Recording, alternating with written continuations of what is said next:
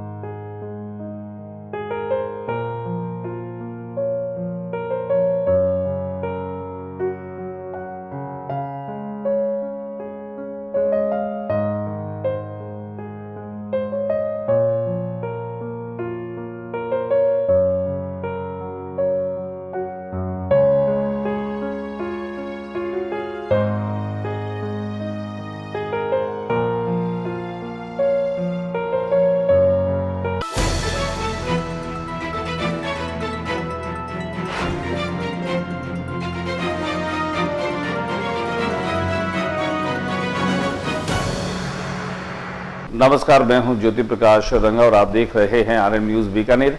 मेरे YouTube channel ज्योति times पर बीकानेर संभाग की तमाम खबरें मैं प्रतिदिन आप लोगों तक पहुंचाता हूं, तो प्लीज आपने अगर मेरे यूट्यूब चैनल ज्योति टाइम्स को सब्सक्राइब नहीं किया है तो पहले आप इसको सब्सक्राइब कर लीजिए और फिर आगे बढ़े। देखिए बीकानेर में आज दिन भर क्या रहा, खास डालते हैं एक नजर। पूर्व केंद्रीय मंत्री स्मृति ईरानी पहुंची बीकानेर। रविंद्र रंगमंच पर आपातकाल काला दिवस संगोष्ठी को किया संबोधित।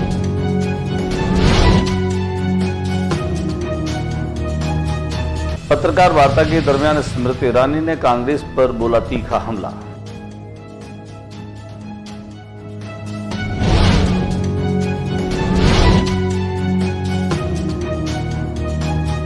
संपर्क पोर्टल पर अपलोड प्रकरणों की जिला स्तरीय निगरानी समिति की बैठक शुक्रवार को एडीएम सिटी रमेश देव अध्यक्षता में कलेक्ट्रेट सभागार में संपन्न।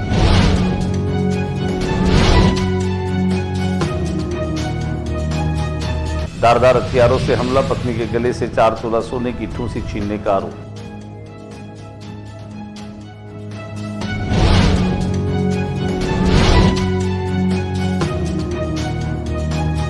मृतका के परिजन सहित क्षेत्रीय नेता पीवीएम की मोर्चे के बाहर बैठ धरने पर, दोषियों के खिलाफ कार्रवाई की मांग।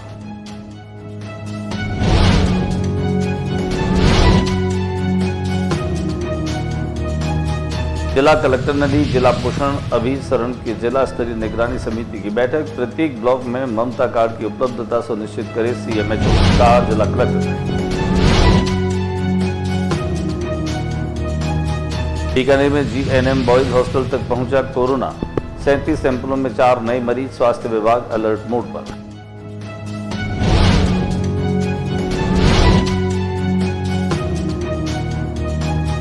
एडिसन विंग के निर्माण से मुंद्रा ट्रस्ट का नाम हो जाएगा अमर, कहा संभागीय आयुक्त विश्राम मीणा ने।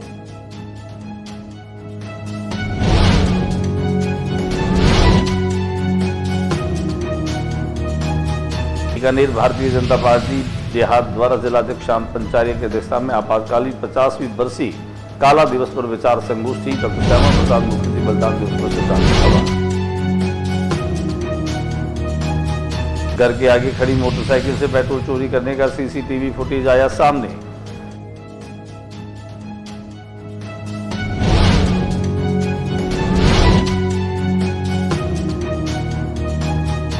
चोरों के हौसले बुलंद, दिन दहाड़े टैक्सी से बैटरी चोरी की वारदात, बैंक में लगे सीसीटीवी में हुई कैद।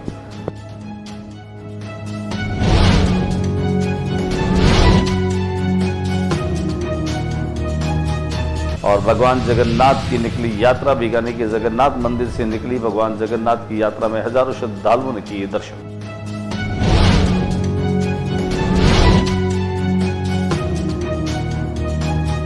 और अब खबरें विस्तार से। पूर्व केंद्रीय मंत्री स्मृति ईरानी बीकानेर में पहुंची। आपातकाल के 50 वर्ष पूरे होने के उपरांत रविंद्र रंगमंच पर एक कार्यक्रम का आयोजन किया गया, जिनमें बीकानेर के 33 स्वतंत्रता सेनानियों को, लोकतंत्र सेनानियों को सम्मानित किया गया।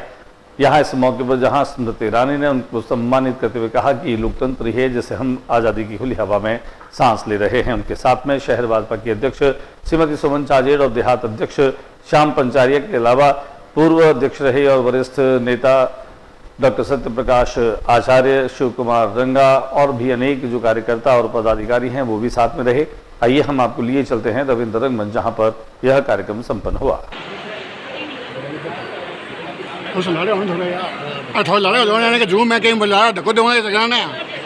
कार्यक्रम के बाद में स्मृति ईरानी पत्रकारों से रूबरू हुई। पत्रकारों से रूबरू होकर के उन्होंने कांग्रेस पर तीखा हमला बोला। उन्होंने कहा कि कांग्रेस ने लोकतंत्र का गला घोटा, आपातकाल को हम काला दिवस के रूप में मना रहे हैं। इसके अलावा उन्होंने अनेक सवालों के जवाब भी दिए। आइए हम आपको दिखाते हैं बीकानेर पहुंची पूर्व केंद्रीय मंत्री स्मृति ईरानी किस तरीके से तल्ख लहजे में और तीखे हमले जो हैं उन्होंने कांग्रेस पर किए। 50 साल पहले जिस प्रकार से न्यायपालिका को आपातकाल में बंधक बनाया गया, संविधान को मौन किया गया, पत्रकारों के कलम की स्याही सुखा दी गई, 1 लाख से ज़्यादा लोगों को हिंसा के तहत बंदी बनाया गया, 1 करोड़ से ज़्यादा हिंदुस्तानियों की नसबंदी हुई, आपातकाल में जिस प्रकार से लोकतंत्र पर प्रहार हुआ, उसके संदर्भ में आज बीकानेर में 33 महानुभावों को स्मरण कर ये मेरा सौभाग्य है कि मैं प्रणाम कर पाई। ये वो साधारण परिवार के नागरिक हैं जिन्होंने जब लोकतंत्र पर काला साया छाया तब अपने अपने परिवार की सुरक्षा को ताक में लगाते हुए अपने भविष्य संपर्क पोर्टल पर अपलोड प्रकरणों की जिला स्तरीय निगरानी समिति की बैठक शुक्रवार को एडीएम सिटी रमेश देव की अध्यक्षता में कलेक्ट्रेट सभागार में संपन्न हुई। जून माह में संपर्क पोर्टल पर निवेदनों का डिस्पोजल टाइम 30 से घटकर 23 दिन हो गया। मई माह में यह टाइम 30 दिन था। एडीएम सिटी ने कहा कि राज्य सरकार की ओर से पंडित दीनदयाल उपाध्याय अंत्योदय संबल पखवाड़ा के अंतर्गत प्रत्येक ग्राम पंचायत पर शिविरों का आयोजन किया जा रहा है। लिहाजा अधिकारीगण इन शिविरों में लंबित परिवेदनाओं का लोक स्तर पर ही अधिक से अधिक निस्तारण कर आमजन को राहत पहुंचाए। बैठक में एडीएम सिटी ने डीएफओ के लिए इस बात को लेकर ताली बजवाई की रसद विभाग ने सैकड़ों की संख्या में लंबित परिवेदनाओं को जल्द से जल्द निस्तारित करते हुए उन्हें इकाई के स्तर पर ले आए। एडीएम सिटी ने बताया कि जिले में सर्वाधिक लंबित परिवेदनाएं राजस्व विभाग में सर्वाधिक 325, पीएचडी में 315, जोधपुर डिस्कॉम में 199, स्थानीय निकाय में 169, पंचायती राज में 155 है।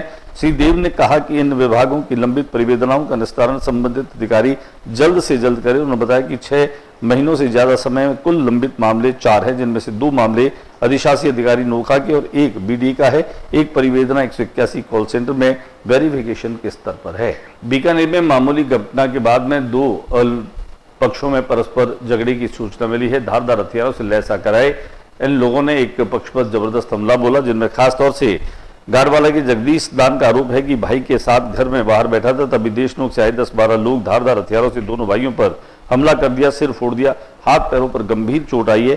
पीबीएम में ये पीड़ित भर्ती और इनका इलाज चल रहा है। पीड़ित जगदीश दान मारपीट के दौरान पत्नी भी बचाव करने के लिए आई तो उसका भी गले में 4 तोले का सोने का जो आभूषण होता है ठूसी, वो जो है वो छीन करके ले गए। इस बात का आरोप पीड़ितों ने लगाया है। थे और मेरी घरवाली की भी बड़ा प्राण है, उसके कपड़े फट गए, उसके गले के अंदर 4 तोले की ठूसी थी, वो छीन के ले गए। घर में 2.5 से 3 लाख रुपया मैं अभी कल सुबह दोपहर को ही आया हूँ, सूरत से 1 बजे घर पहुँचा, पैसा लेकर आया वो भी ले गए। अच्छा, क्या मामला क्या है? मारपीट कारण क्या था? मारपीट का कुछ नहीं, मोहन भाई अपने घर पे बैठा था, तो मेरे से बड़ा भाई कैलाश भाई वो उसके घर पे दोपहर में जाके झगड़ा करने लगा। वो अकेला था, उसकी फैमिली यहाँ है नहीं, अभी सूरत रहती है। तो मेरे को फ़ोन किया कि मेरे को मारने आया, मेरे को झगड़ा कर रहा है।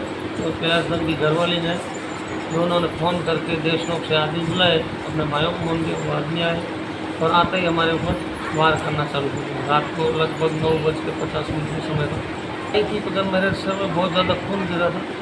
पुलिस आई, उससे पहले हम हॉस्पिटल चले गए, वहाँ से बाप हॉस्पिटल से टाँका लगा कर के ग्लूकोज चढ़ा के फिर हमको यहाँ रेफर कर दिया बीकानेर।